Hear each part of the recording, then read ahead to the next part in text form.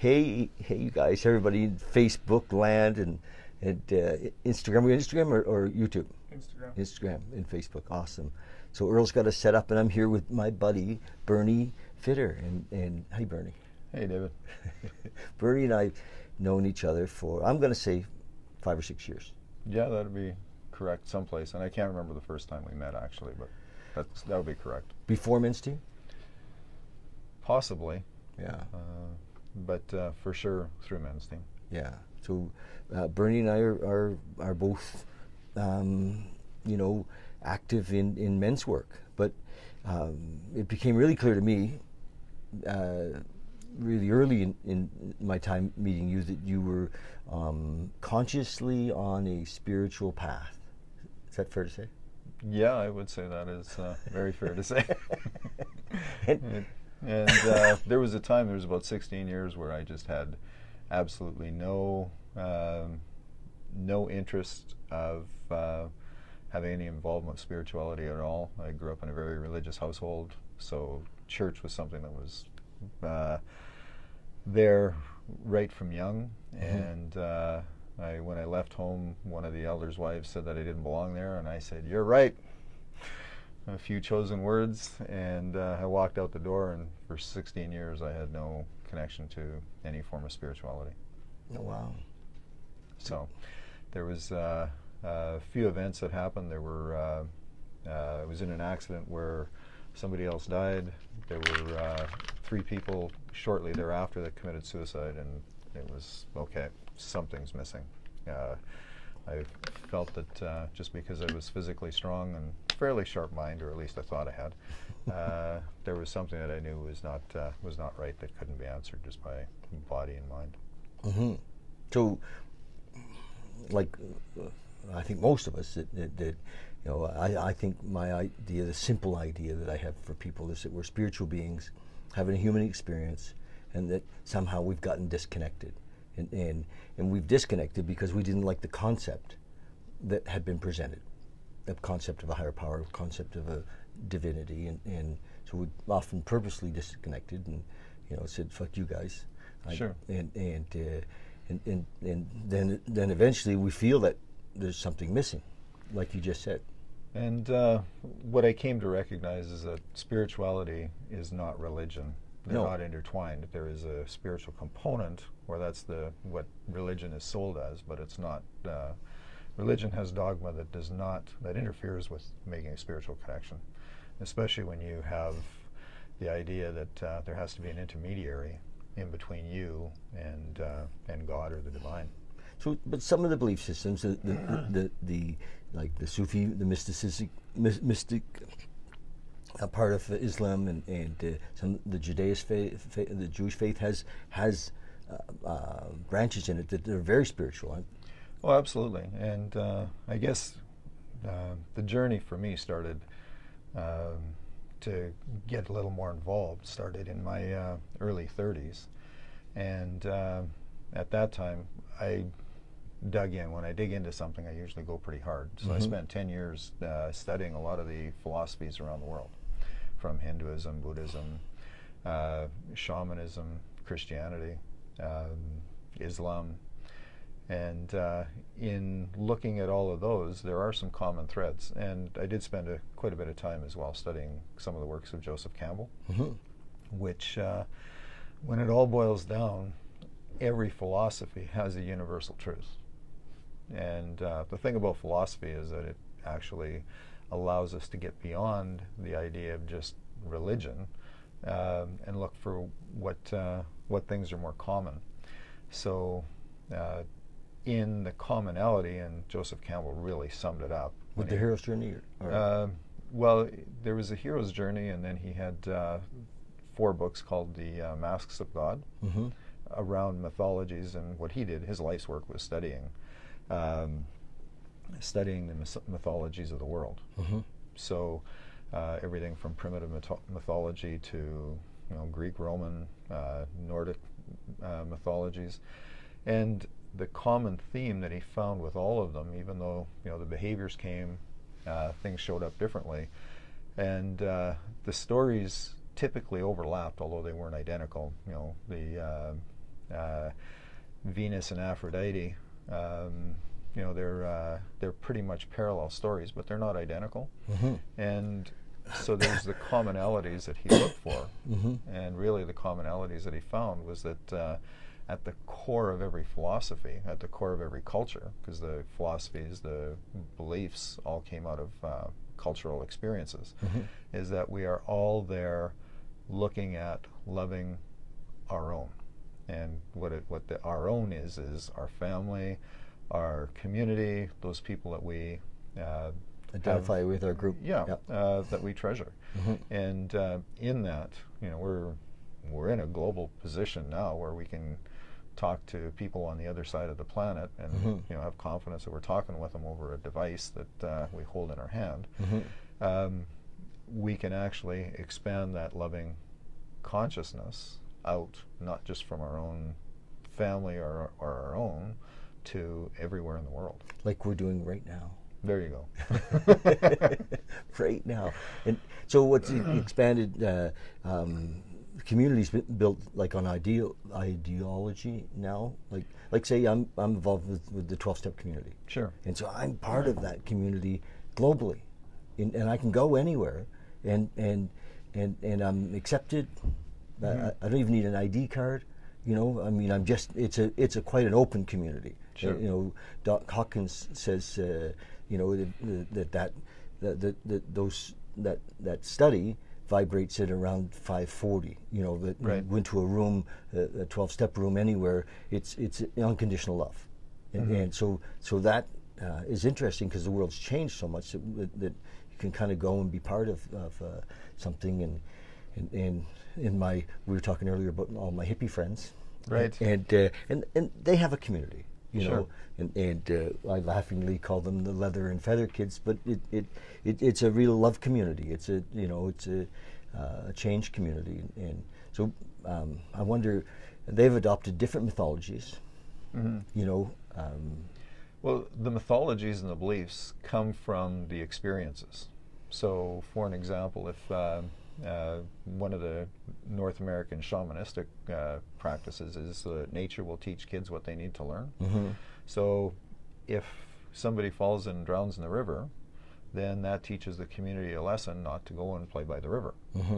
And that's a pretty simple, basic experience, but it's from that the experiences that we have that are had typically then become deified, and then it kind of progresses onwards. So that then can become dogma and religion, because you have to do things a certain way without ever understanding what was actually the experience behind it. And with spirituality, means. Yes, and so what happens with spirituality is we actually have an opportunity to make our own connection and recognize what is working for ourselves and learn to connect with our guidance.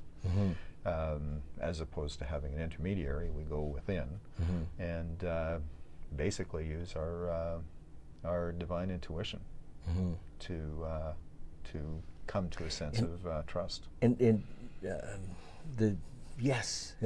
that's why I feel that helping people create meditation spaces is a big deal.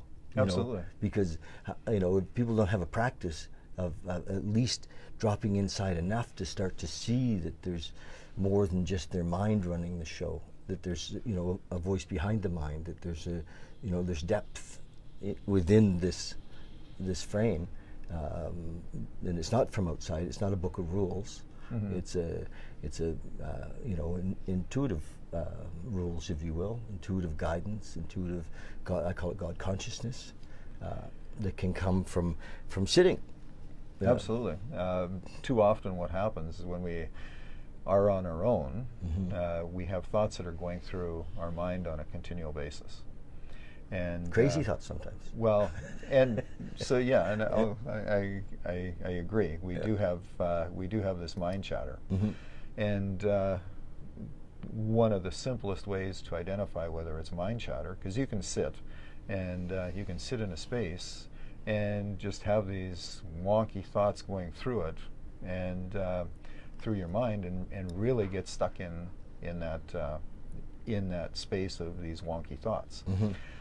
And in this mind chatter. And the way to actually determine whether or not you are connecting to that divine intuition, to that core of who you are, is with mind chatter, you will feel constricted and tight. You'll Mm-hmm. actually feel your body curling in. Mm-hmm.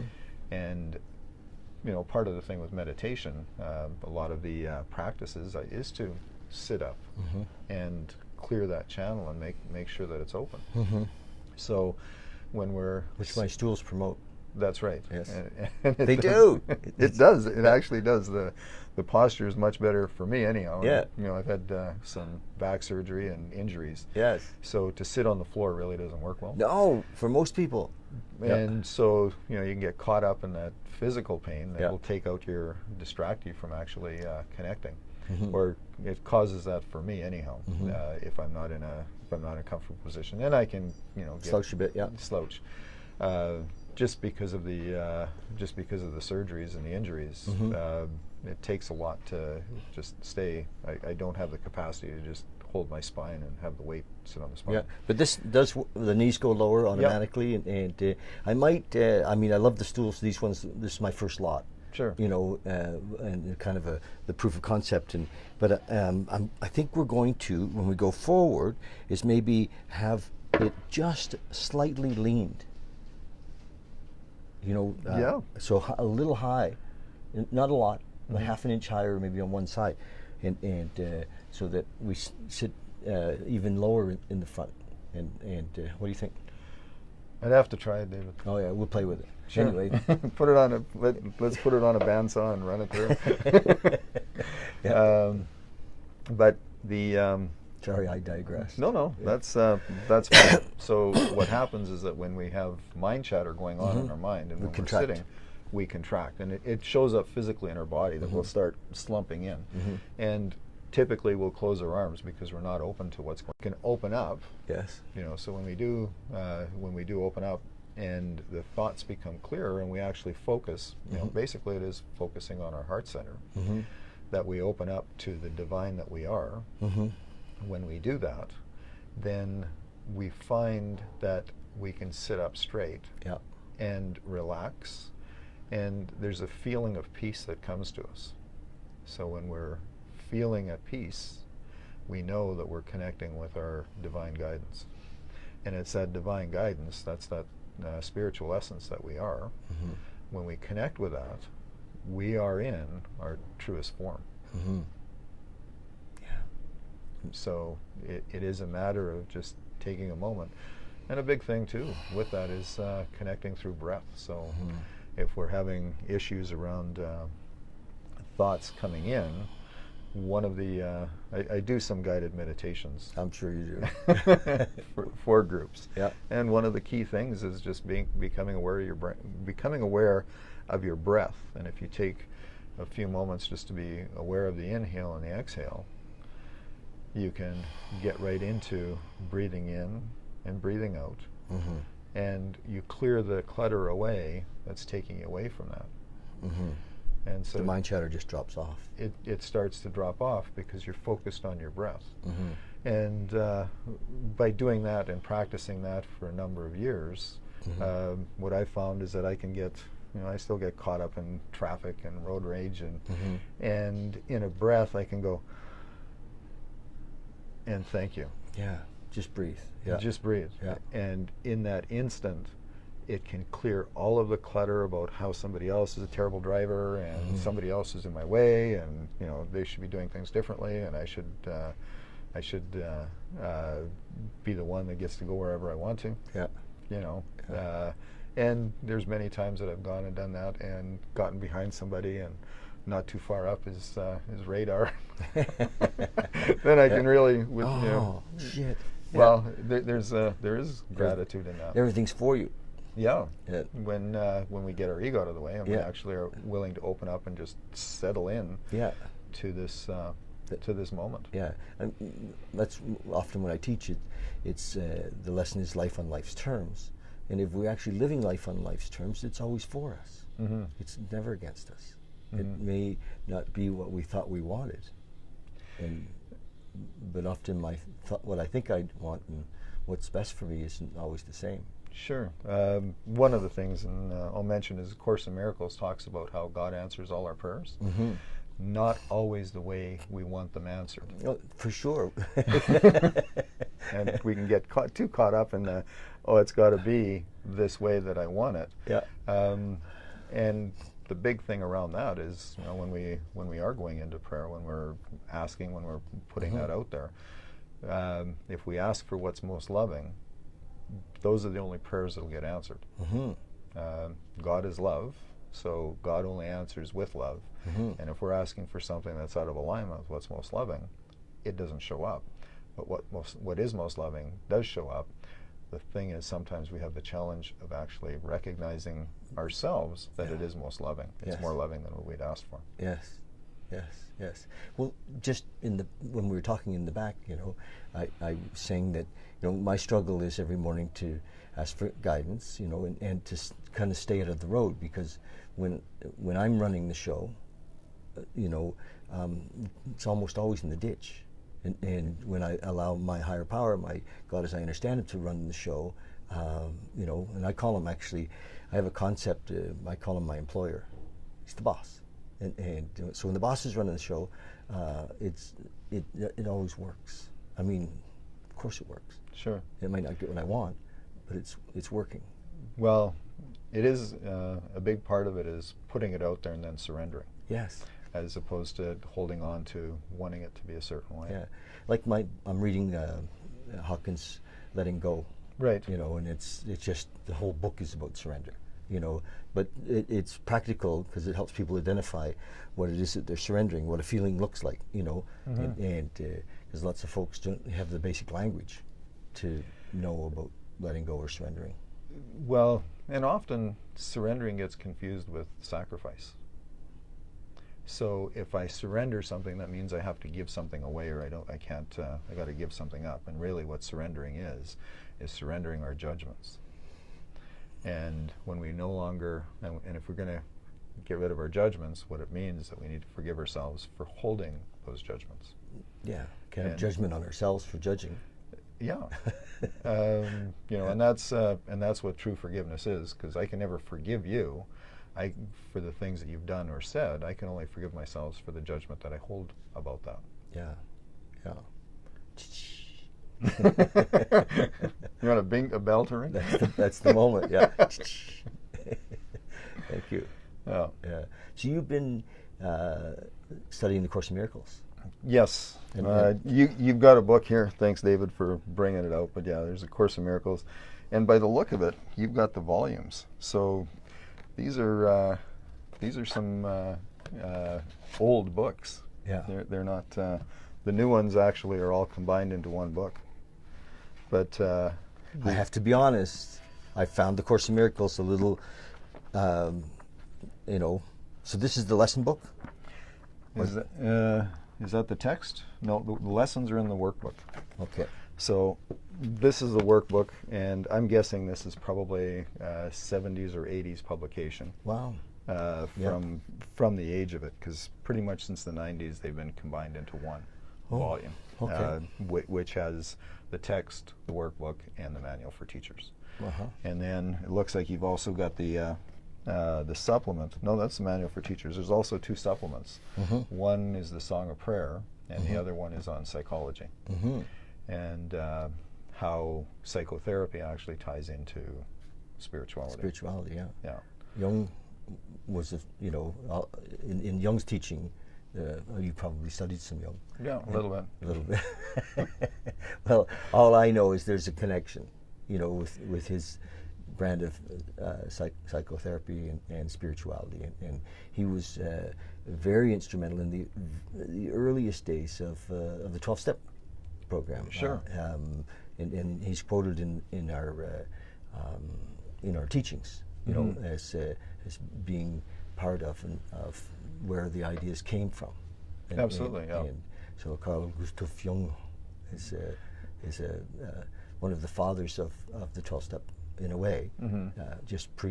He wasn't one of the founders, but but he was certainly a pillar. Yeah, and what's the first step? It's surrendering to a power. Well, we admitted we're powerless Right. over whatever it was that we were dealing with, whether it was alcohol, drugs, sex, or food, or gambling, or our emotions. So we admitted we're powerless, which is really easy for lots of folks.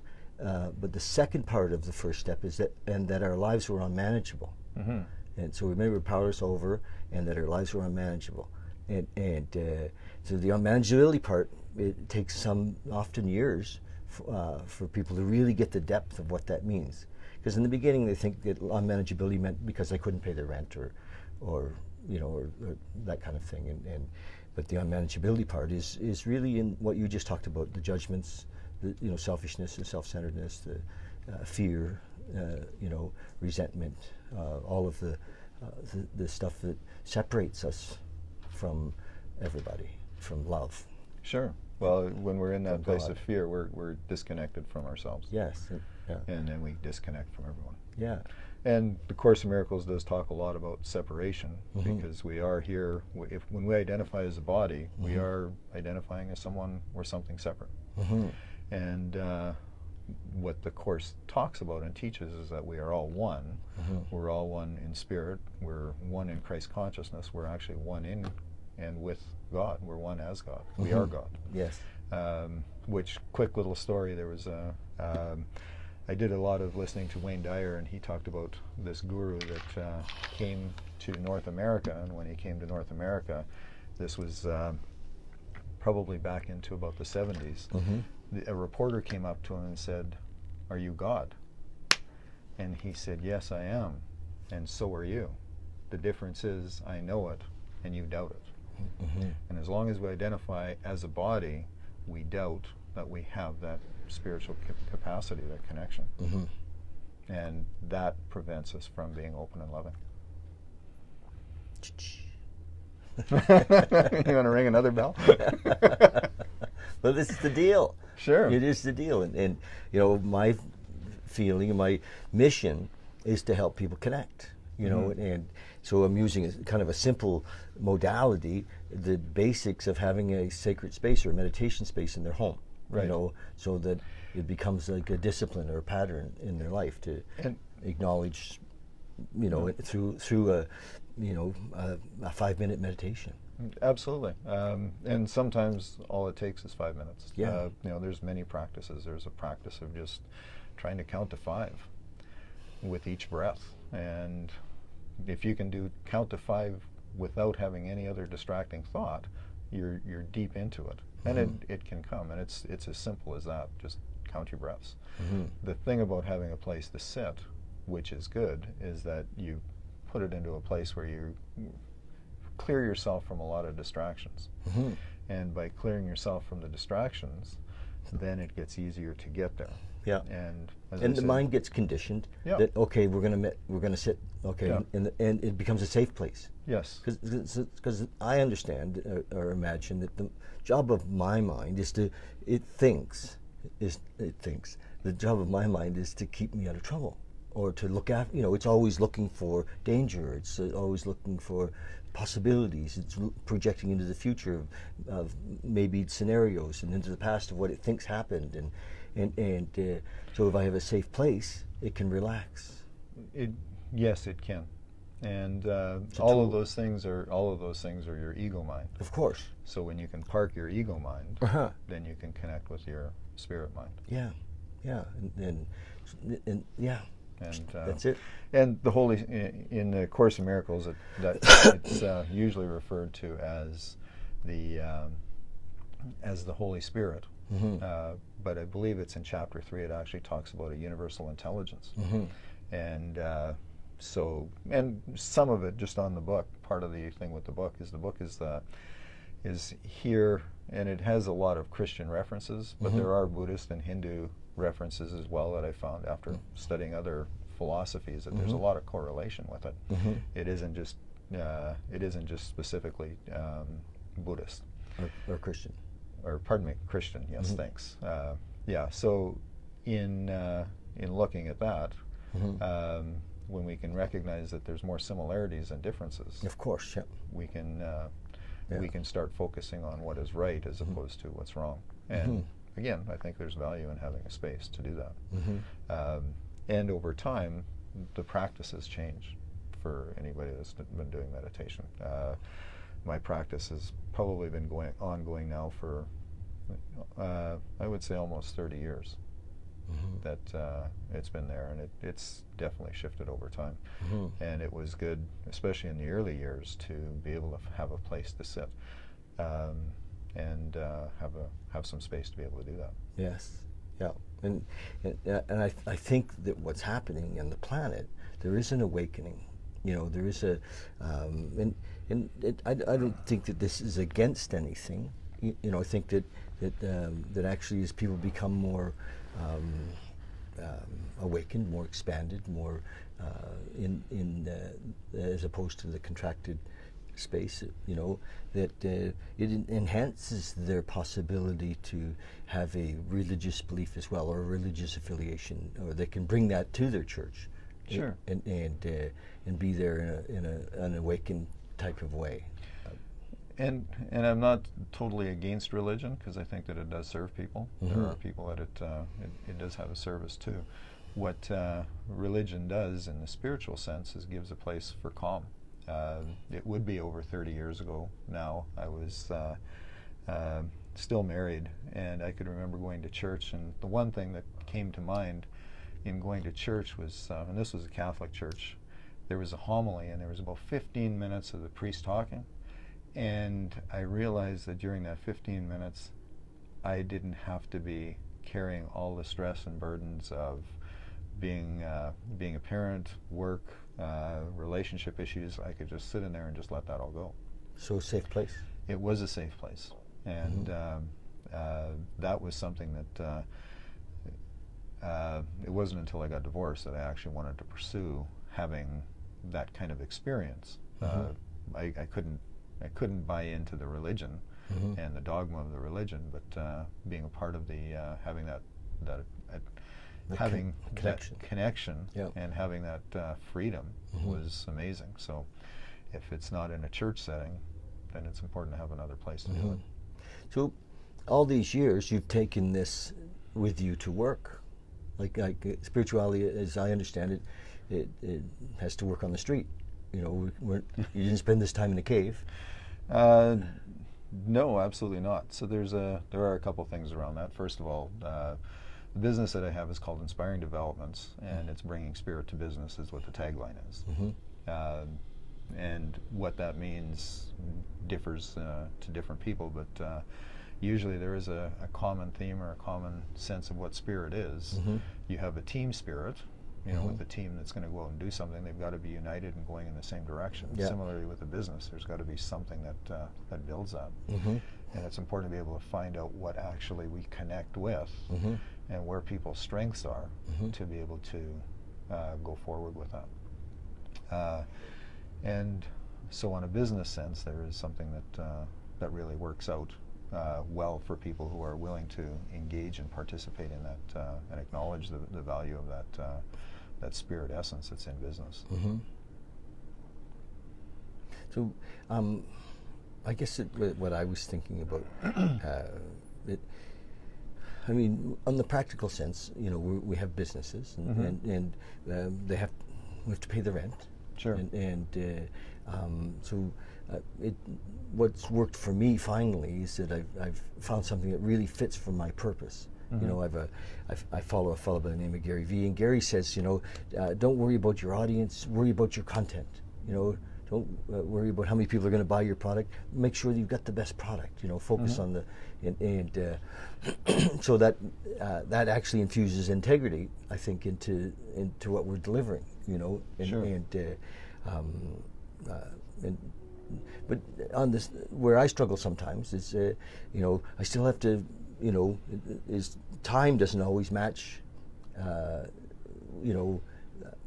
Say I bought 500 of these, right, and 500 of the altars, and really they have to go at a certain rate, to pay the bills as we go, and to buy more and all that kind of stuff. So it doesn't always come together. My expectations don't always meet the reality, or I'm a consummate entrepreneur, right? And so I have always a bigger vision than sometimes what happens, or Right. but known to get the time off.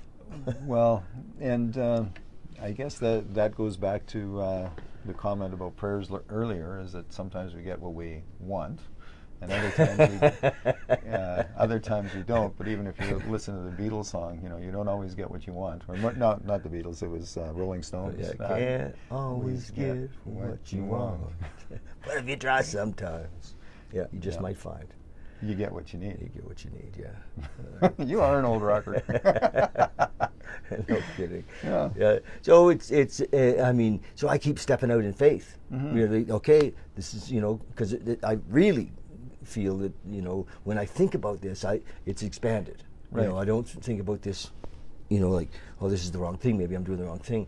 I feel like, yes, this feels like an amazing possibility for millions of people to create spaces, and I imagine that having a meditation space in a home will just be a standard in the West. Like in the East, I'm in India and Indonesia, and people have a prayer room. All over the world, people have prayer rooms. Sure. And altars or something, someplace that they're gathering place. In a home in Bali, there's like 8 or 9 altars. Yeah. And in every corner, and which is awesome. And so they're always reminded of their spiritual connection. Right. And there's a fair amount of dogma with their religious belief, but I find them mostly to be quite connected to, their version of a higher power. And that's what's important, because too often and too easily here in our Western civilization, we got caught up with the Judeo-Christian belief that you have to acquire. And acquire. So Stuff. if you look at the if you look at the Jews, stuff. Yes. Well, no, and it's not that it's a bad thing. Yeah. But if you look at the Jews, they were traditionally the merchants. They were the people that were always acquiring money, and that, in some aspects, actually detracted from the value of making connection. So that's on the shadow aspect of that belief system. And a lot of what's happened in our Western culture is we've got so consumed with acquiring and getting that we've lost touch with lost touch with ourselves, and we've lost touch with what's really important, is that connection to the self, the spirit that we are. So it's important that it's important to have things that serve us, and things that we use things to serve others. But if it's just for this idea of acquiring without at the expense of others, then we run into... But it has to be in service. Yes. Not at expense, but in service. Yeah. And the alignment that, I think needs to be there. I think if the alignment isn't there, eventually the stuff falls apart. There's no foundation. Right. And so it's not based in service, which is the foundation, the footing, is to show me how I can serve. How can I be here in a serving people? And my vision is to serve the world in awakening. And to actually call it Project Awakening.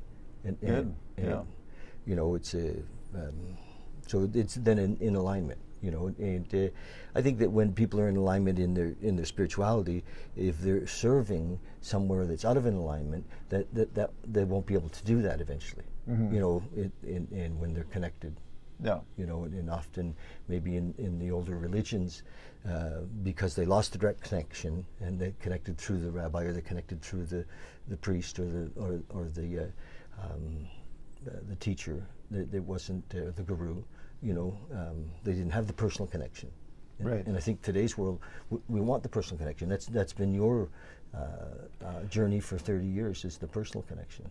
It has been.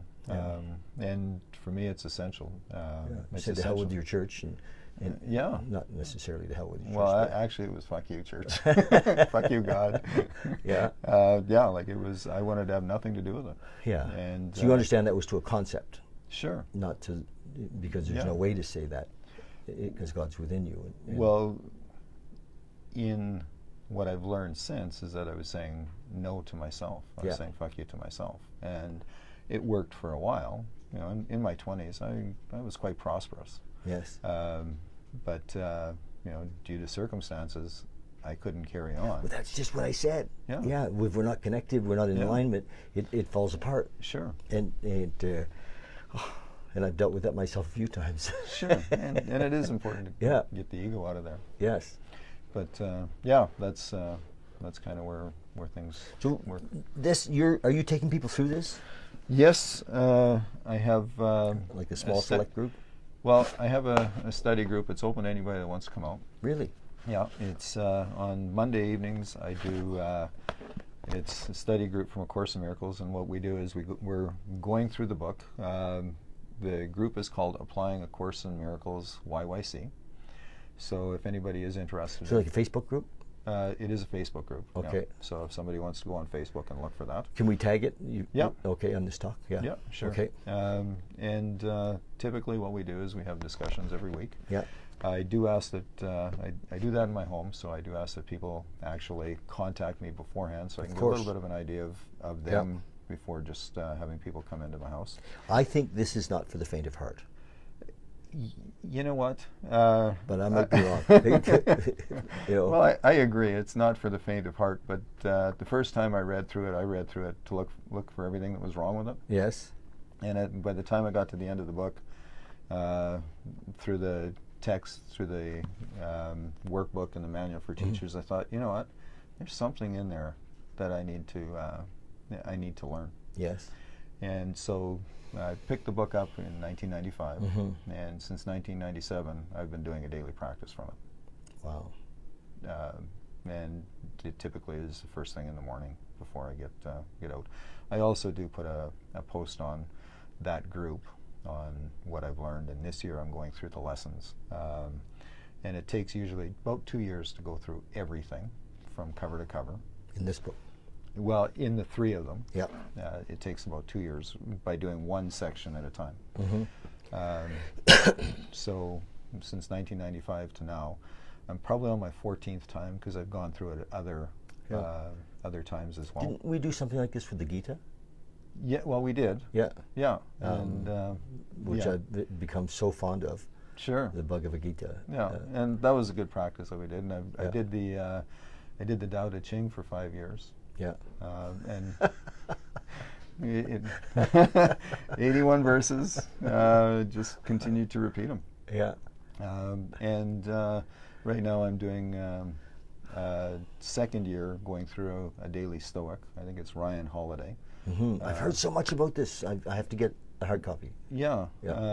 Well, here's the offers. If you do get it and you want to do the daily practices, let me know. Okay. And we can do like we did with the Bhagavad Gita and just send them back and forth. Okay. And the practice is simple. You read what it is. In that practice, it asks that you identify the perception, so what you perceive the message to be. And they're anywhere from a half to a page long. So it's easy reading. And it's much simpler and easier than A Course in Miracles. A Course in Miracles is written in iambic pentameter, Shakespearean language, or Yoda speak. So it makes it difficult to get the concepts. Yes. And for somebody that's coming in, if they want to be a student of that, I've got about a half-an-hour presentation on how to actually work through the linguistics and the verbal gymnastics that are in it to make sense of it quicker. Wow. And I won't go into that now. But back to the daily Stoic. So the first thing is the perception, what you perceive the message to be. The second thing is what action will you take. Yeah. Just thoughts. Thoughts eventually become our actions, and our actions become our behaviors, and our behaviors become our habits. But if we can make a conscious effort to do it, we do it much quicker. And then the last thing, there's basically 3 questions. So the third question is, what is it you have no control over? And you identify the things that you have control over and you don't, along with your desire. So why is this particular daily exercise, why is this particular message important to you? And by having a stronger why, and by having a course of action, you're much more likely to see some changes in your life. And with that, there is a bit of a meditation in that. One thing that I like to do is do it at night, just before I fall asleep, because the message that comes out of that stays with your subconscious for 4 hours. And over the course of the year, I found for me, I have become a lot more responsive and a lot less reactive. Nice. And meditation. So freedom. Yes. Yeah. Meditation and practice, any kind of a spiritual practice, should bring you to a place of being responsive. Yeah. Instead of reactive. Another bell ringer. you can write all these quotes out, David. I like those are those little pieces, you know, that are take homes. And wow. Well, thank you for for coming in and so you do some one-on-one work with people. I will work with one-on-one. I do some coaching. Yes. And I'll do some group activity. One thing with Course in Miracles, it does talk about relationships and special relationships and holy relationships and what they are. So if there are relationship dynamics, whether it be parent, child, spouse, working relationships, if people are interested in doing some coaching or healing around that. So awareness is healing sometimes. Just see where we are in the situation. And well, awareness is the first step. Yes. Because if we're not aware, we go through life. We go through life habituated, and we do things over and over again. Yeah. So if we take time to actually make sense of something, that's the first step to being different. And having some coaching while we're making sense gives us a little new information, so that we're not just bullshitting ourselves. Yeah. Yeah, and because we can be master bullshitters to ourselves. Right? I can be. I can. Absolutely. Tell myself this is. But new information. We were talking earlier, and I think that lifelong learning is the key. That. So we just keep picking up these amazing books and going to see these amazing teachers, and it expands our view, or expands our awareness, and through that comes a desire to expand our consciousness, and so lifelong learning, meditation, and getting in the game, are because it doesn't work. I think, of course, it works if we want to wander around the mall, but I think it really works when we get it in practice. Well, yes. So the thing with that is that we can have information come to us. So we can look at something and read it, and there's black on white, or there's two different opposing colors that actually have characters that we pick up, and we get data. Yes. And all it is just data. And once we actually take that data and put some kind of an emotional connection to it, we remember it. We are capable of knowing it when we can actually share that same information back. So we've gone from data to memory to having a knowledge of it. But it isn't until we apply it that we actually have wisdom. And that's the fourth piece of what I'm sharing with people is service. Giving it back. And helping others to see, to carrying a message. And so if we're sitting with somebody and supporting, we see ourselves. And if somebody's pouring out their heart or their perceived problems, when I'm on the other side of that, it's like, wow, I can see me. Absolutely. And then it strengthens the possibility, for me to deal with things with love, with compassion, with caring, with kindness, and through others' experiences. So, which is it's the four legs of the chair. And it's the experiences that we have that actually make us relatable to other people. If we go through life, go to work, do the same routine every day, come home, sit in front of TV, grab a beer, and put our feet up, that's the only those are the people that we're going to relate to. If we get out and do things, be a lifelong learner, take on greater capacity to serve. Yes. More bell ringing. Greater capacity to serve. Yes, through lifelong learning and experience. And having experiences, Yeah. Wow. Well, Bernie, thank you for coming and spending your time with us this morning. And thank you for your 30-some years of study. through Joseph Campbell and all the mythologies and all the different teachings, and to find your way to the Bhagavad Gita and the Tao Te Ching and the Course in Miracles, as kind of pillars, and thanks for doing that. Well, I think it's men like you who lift the vibration of the planet. I mean, Hawkins talks about the possibility that one person at 540 or 600 can lift thousands and thousands of people. And, sure. And not just through our gift of our words, but just through being here. And so thanks for doing the work. Oh, well, you're welcome. Thanks, David. Yeah. Thanks for the invite and having me out here to share a bit. Sure. I wanted to say that on the kind of nuts and bolts part of it that we never talked about, Bernie and I are every week we meet with a group of men, and we're there for us, but we're there, in some ways for them as well. I mean, we get to, we call it men's work. Do you call it men's work? Yeah. It's basically helping people identify the barriers that are getting in their way. Yeah. And sometimes we get caught up in the things that we don't understand. Yeah.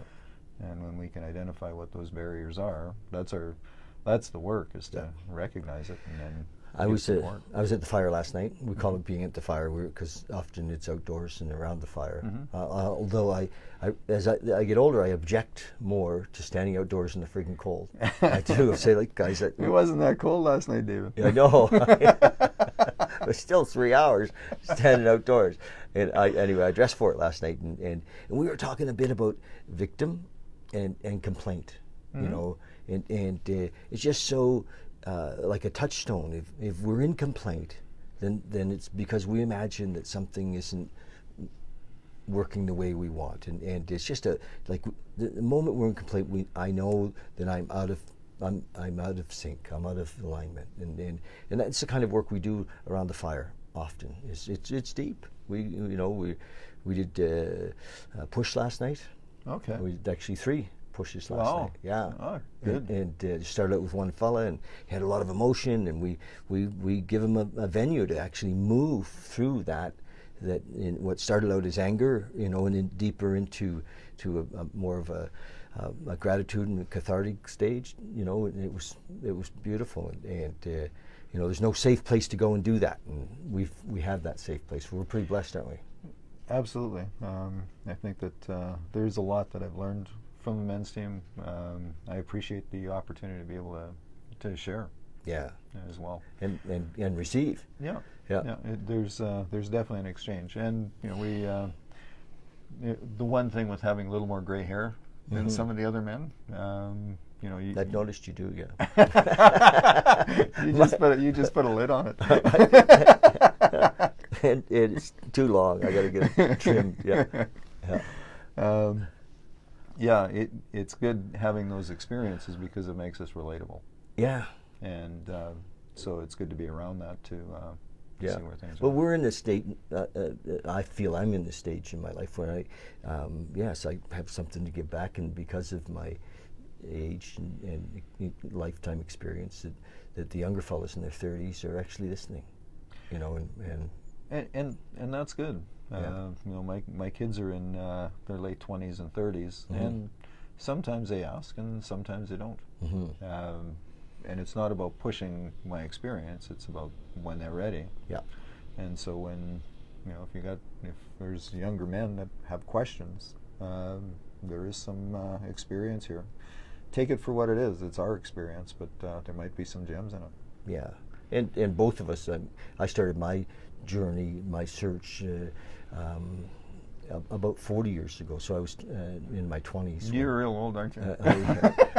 I was in my 20s, and I was like, what the fuck is going on here? This is, and I'd had a run, a pretty good run in my early teens, really early teens in Christianity. And then I discovered drugs and alcohol, which was my savior for a while. And then that didn't work because it had limited potential. and it only works when it's around. Yeah, and I couldn't stay drunk all the time.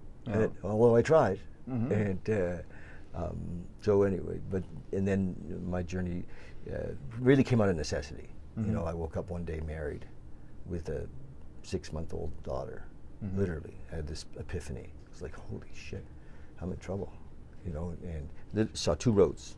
You know, it was early morning, pretty hungover, and it was like, okay, I've got to, you know, I have to pull it together here. And I went and got involved with the 12 steps, which became a spiritual practice. Yep. You know, it also helped me to recognize, you know, that around the drinking and the drugging, but it was a spiritual practice. And so, yeah, and that's the stuff I love to give away these days. And sure.